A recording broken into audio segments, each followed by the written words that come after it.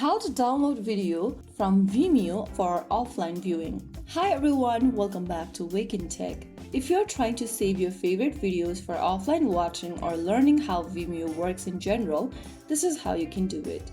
First of all, launch open Vimeo application on your device and make sure that you're logged into your account. Once you're inside the home page logged in, go ahead and open up the video you want to download for offline viewing. Now once the video starts playing, go to the bottom of the screen and click on the Save button. And in the pop-up, you will see Save Video Offline option. Just click on that and your video will be saved offline. Not every video has the offline saving option.